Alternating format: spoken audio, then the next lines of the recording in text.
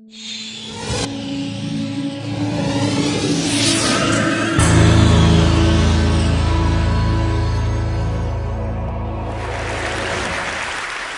know the truth of what I'm going to say. I think the intuition that inequality is divisive and socially corrosive has been around since before the French Revolution. What's changed is we now can look at the evidence, we can compare societies, more and less equal societies, and see what inequality does.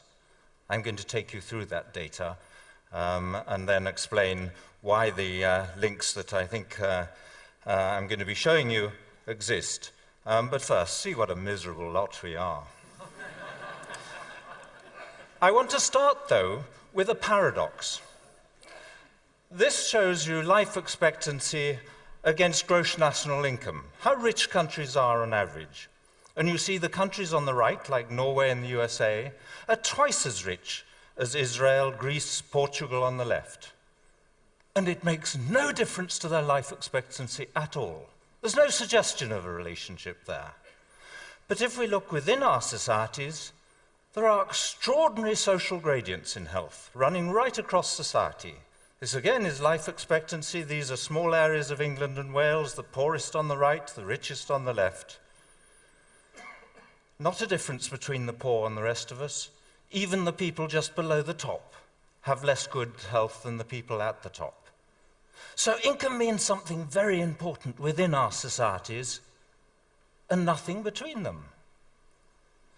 The explanation of that paradox is that within our societies we're looking at relative income or social position, social status, where we are in relation to each other and the size of the gaps between us.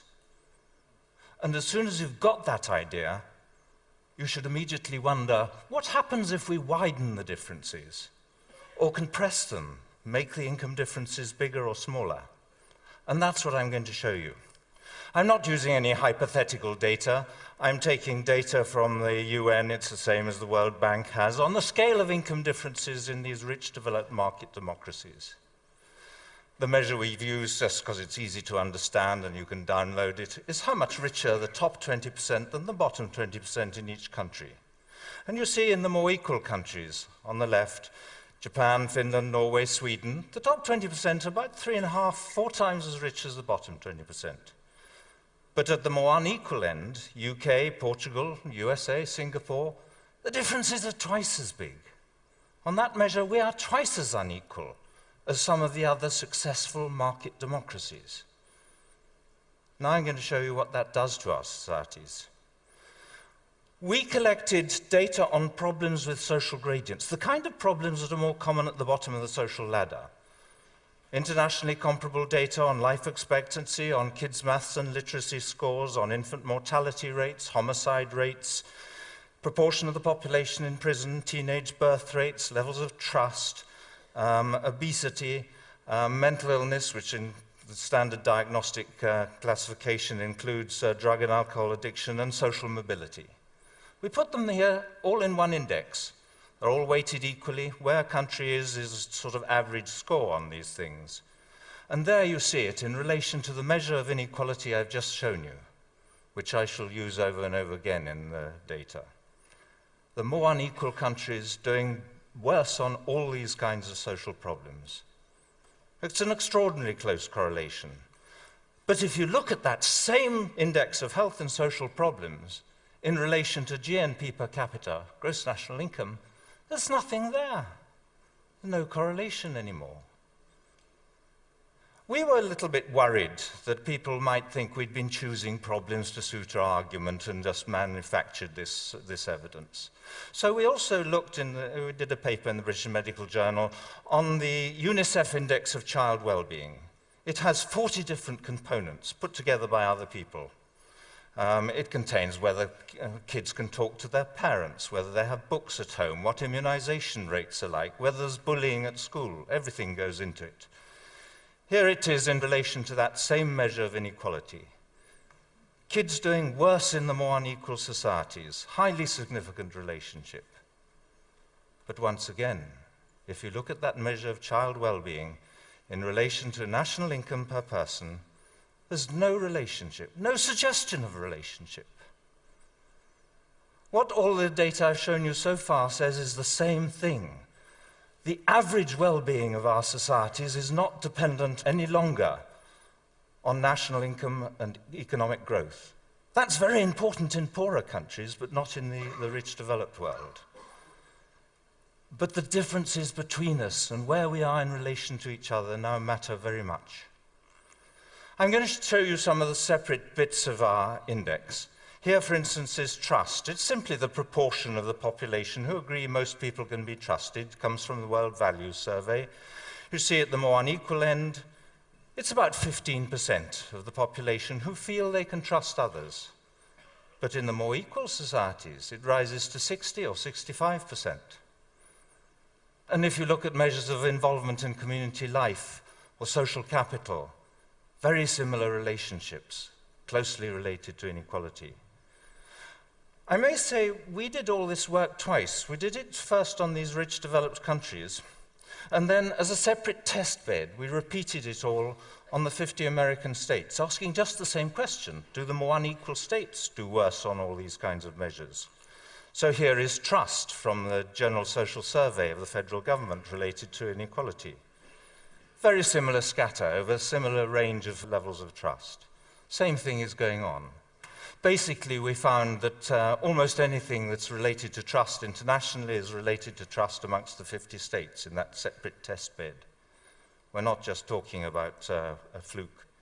This is mental illness. WHO put together figures using the same diagnostic interviews on random samples of the population to allow us to compare rates of mental illness in each society. This is the percent of the population with any mental illness in the preceding year. And it goes from about 8% up to 3 times that. Whole societies with 3 times the level of mental illness of others. And again, closely related to inequality. This is violence. These red dots are American states and the blue triangles are Canadian provinces. But look at the scale of the differences. It goes from 15 homicides per million up to 150. This is the proportion of the population in prison. There's about a 10-fold difference there, log scale up the side, but it goes from about 40 to 400 people in prison. That relationship is not mainly driven by more crime. In some places that's part of it. But most of it is about more punitive sentencing, harsher sentencing. And the more unequal societies are more likely also to retain the death penalty.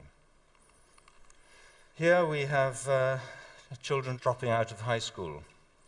Again, quite big differences, extraordinarily damaging if you're talking about using the talents of the population.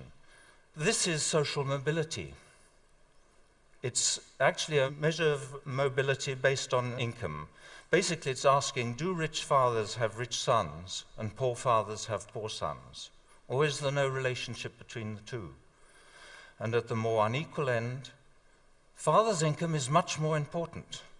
In the UK, USA, and in countries, the Scandinavian countries, father's income is much less important. There's more social mobility.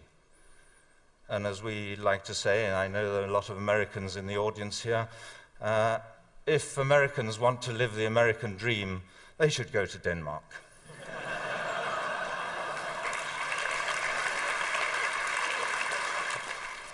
I've shown you just a few things in italics here. I could have shown you a number of other problems. They're all problems that tend to be more common at the bottom of the social gradient. But there are endless problems with social gradients that are worse in more unequal countries. Not just a little bit worse, but anything from twice as common to 10 times as common. Think of the expense, the human cost of that. I want to go back, though, to this graph that I showed you earlier where we put it all together to make 2 points. One is that in graph after graph, we find that the countries that do worst, whatever the outcome, seem to be the more unequal ones. And the ones that do well seem to be the Nordic countries and Japan.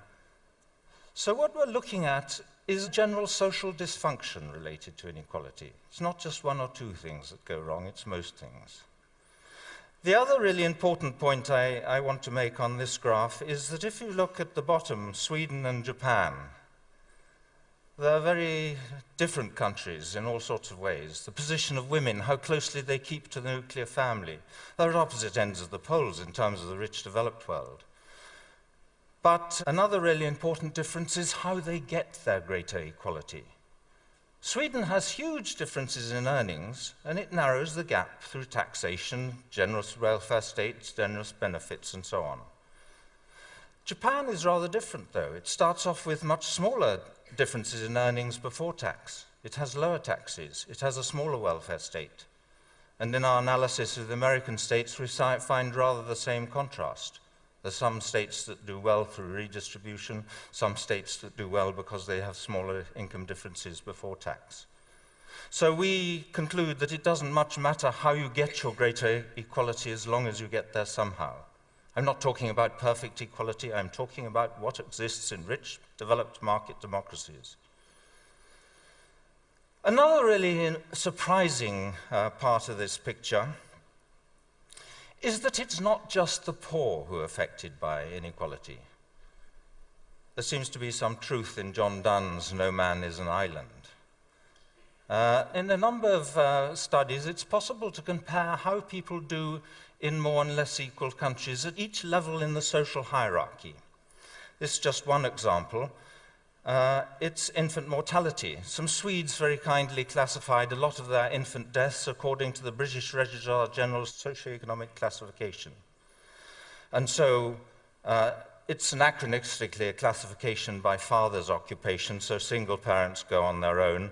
But then the low, where it says low social class, that's unskilled manual occupations. It goes through towards the skilled manual occupations in the middle, then the junior non-manual, going up the high to the professional occupations, doctors, lawyers, directors of larger companies. You see there that Sweden does better than Britain all the way across the social hierarchy. The biggest difference is at the bottom of society, but even at the top, there seems to be a small benefit to being in a more equal society. We show that on about 5 different sets of data covering educational outcomes and health in the United States and internationally. And that seems to be the general picture, that greater equality makes most difference at the bottom, but has some benefit even at the top. But I should say a few words about what's going on. I think I'm looking and talking about the psychosocial effects of inequality, more to do with feelings of superiority and inferiority, of being valued and devalued, respected and disrespected. And of course, those feelings of the status competition that comes out of that drives the consumerism in our society. It also leads to status insecurity.